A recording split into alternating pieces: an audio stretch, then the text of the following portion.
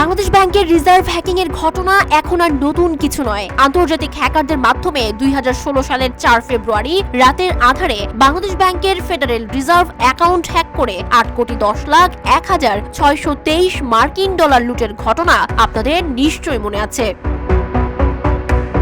23 জানুয়ারি দৈনিক যুগান্তর পত্রিকা বাংলাদেশ ব্যাংকের রিজার্ভ লুটের নেপথ্যে ভারতীয় নাগরিক শিরোনামে একটি অনুসন্ধানী রিপোর্ট প্রকাশ করেছে, যেখানে তৎকালীন গভর্নর ডক্টর আতিউর রহমান ও ভারতীয় নাগরিক সহ কিছু গুরুত্বপূর্ণ ব্যক্তি জড়িত থাকার অভিযোগ উঠেছে। তথ্য অনুযায়ী এই দুর্নীতির পরিকল্পনায় সহযোগী হিসেবে কাজ করেছেন ভারতীয় নাগরিক নীলা ভান্নান, যিনি আরটিজিএস সংযোগ স্থাপন করতে এবং বাংলাদেশ ব্যাংকের সুইফট ইন্টারনেট সংযোগ স্থাপনে সহায়তা করেছেন।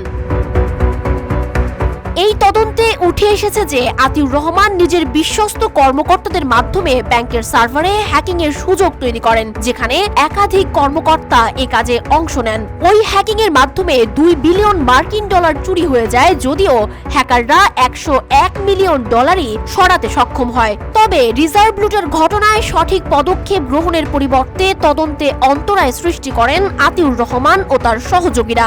তারা গোয়েন্দা সংস্থাগুলোর কাছ থেকে সহায়তা নেননি এবং তদন্তের পথ অবরুদ্ধ করার জন্য বিভিন্ন চেষ্টাও করেন। এছাড়া এই রিপোর্টে আরও উঠে আসে তদন্তের সময় সিআইডি কর্মকর্তারা তথ্য মুছে ফেলার ঘটনায় বাধার মুখে পড়েন। ফরেনসিক তদন্তের মাধ্যমে হ্যাকিং এর প্রমাণ পাওয়া যায়, কিন্তু সিআইডি কর্মকর্তাদের ওপর রাজনৈতিক চাপ পড়ে যাতে তদন্তের ফলাফল অনুকূলভাবে পরিবর্তিত না হয়। সংশ্লিষ্ট কর্মকর্তারা জানিয়েছেন, এই মামলার তদন্ত এখন দুর্নীতি দমন কমিশন বা দুদকের আওতায় রয়েছে এবং তারা গভীরভাবে এই ঘটনার সঙ্গে জড়িতদের শনাক্ত করার জন্য কাজ করছেন।